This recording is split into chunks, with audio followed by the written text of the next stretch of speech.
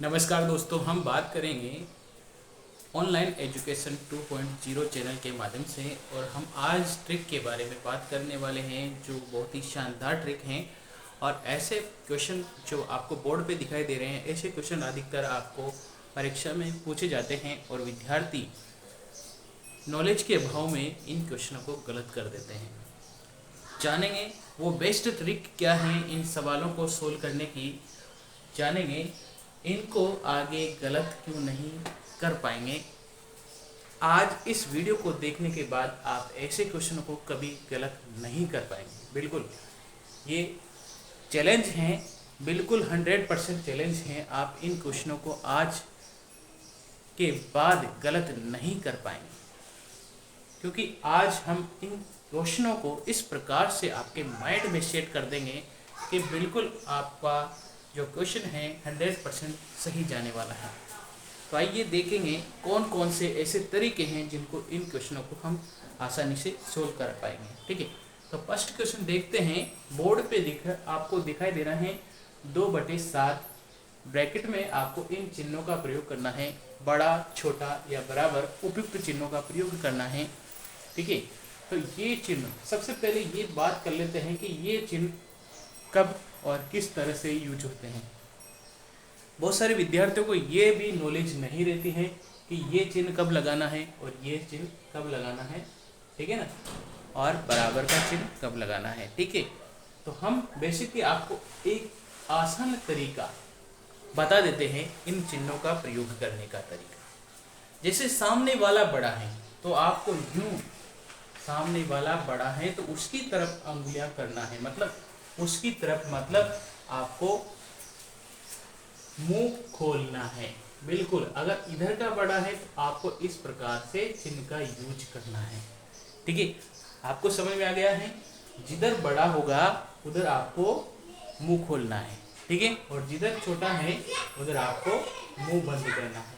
ठीक है, और बराबर में तो आपको पता है सही, बराबर लगा देना है। ठीक है, अब जानते हैं कि इन दोनों संख्याओं में कौन सी संख्या बड़ी है, कौन सी संख्या छोटी है। जैसा कि आपको बहुत ही आसान तरीके से हम बता देते हैं। बहुत बार आप क्या करते हैं, इनसे डिवाइड करते हैं, इनसे डिवाइड करते हैं। जैसे कि आपने डिवाइड किया 2 में 7 का पॉइंट लगा दिया, 7 2 14। ठीक है, फिर 6 बच गए 0, 7 8 56, 7 8 56। ठीक है, इस प्रकार से आप क्वेश्चन सोल्व करते हैं। इधर आया 2.0.28।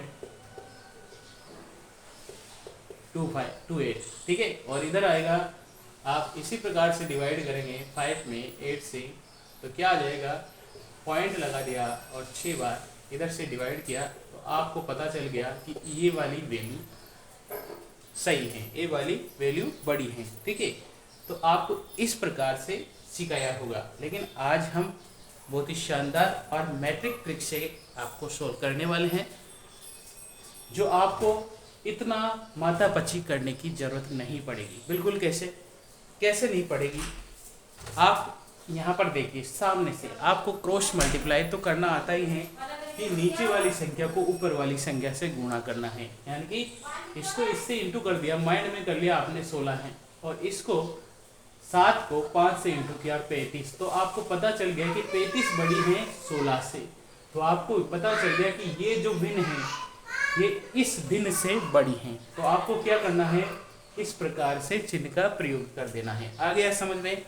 आपको क्या करना है, क्रॉस में इंटू करना है। ठीक है, नीचे वाली संख्या को ऊपर वाली संख्या से, मतलब 8 को आपने गुणा कर दिया 2 से 16, और 7 को गुणा कर दिया है 5 से 35। इस प्रकार से हमें पता चला कि 35 बड़ा है 16 से।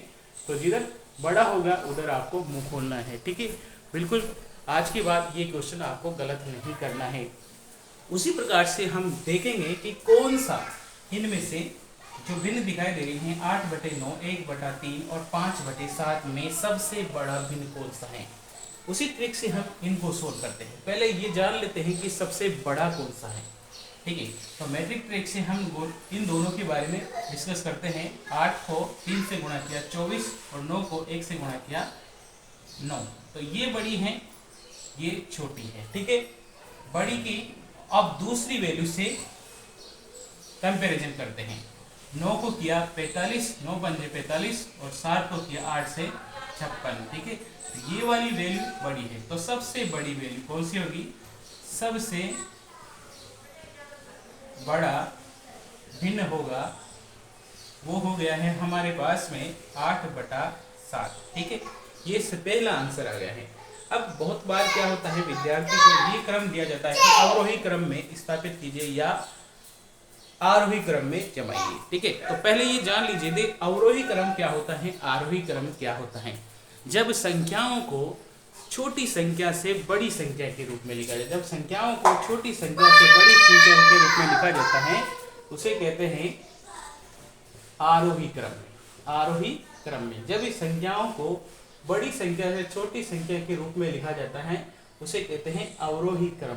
ठीक है, अवरोही क्रम। तो आपको ये पता चल गया है कि जब छोटी संख्याओं से बड़ी संख्याओं की तरफ चलते हैं तो उसे आरोही क्रम कहते हैं, और जब बड़ी संख्या से छोटी संख्या की तरफ चलते हैं उसे कहते हैं अवरोही क्रम में। ठीक है, तो हम बात करते हैं इन संख्याओं में सबसे बड़ी संख्या हमें पता चल गई है, तो आप ऑप्शन में भी देखकर पता चल सकते हैं कि ये वैल्यू सबसे बड़ी है तो सबसे लास्ट में आरोही क्रम में सबसे पहले आएगी और अवरोही क्रम में सबसे लास्ट में आएगी। आरोही क्रम में सबसे लास्ट में, अवरोही क्रम में सबसे पहले। ठीक है, तो देखते हैं इन वैल्यू से हमें पता चल गया कि ये वैल्यू